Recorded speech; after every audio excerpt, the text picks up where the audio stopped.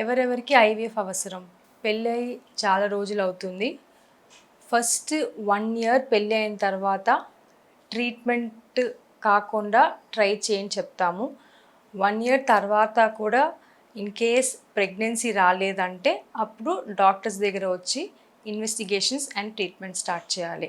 In case 1 year తర్వాత doctors దగ్గర వచ్చి ట్రీట్మెంట్ ఫస్ట్ ఫాలిక్యులర్ స్టడీ చేస్తారు అండ్ అండాసంచి గుడ్డు ఎలా పెరుగుతుంది, ఫాలికల్స్ ఎలా పెరుగుతుంది అని చూస్తారు.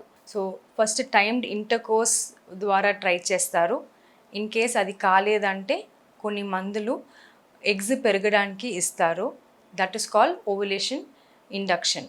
సో అది ఒక 4-5 టైమ్స్ అది కూడా ట్రై చేస్తారు.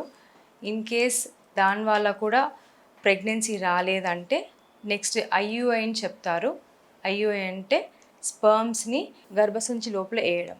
సో ఐయుఐ ఒక 3-4 టైమ్స్ చేస్తారు.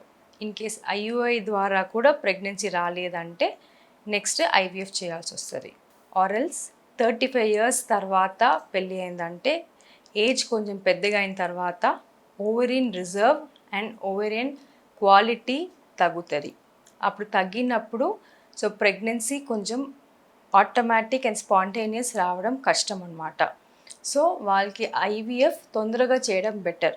So with every month or every 6 months ovarian reserve తక్కువ అవుతుంది, క్వాంటిటీ ఆఫ్ ఎగ్స్ తక్కువ కావచ్చు అండ్ విత్ దట్ క్వాలిటీ కూడా తక్కువ అవుతుంది.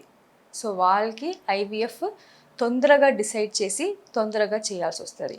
అండ్ ఇన్ కేస్ మేల్ హస్బెండ్స్కి సీమెన్ క్వాలిటీ ఆర్ క్వాంటిటీ బాగాలేదంటే సో అప్పుడు ఐవీఎఫ్కి వెళ్ళాల్సి వస్తుంది.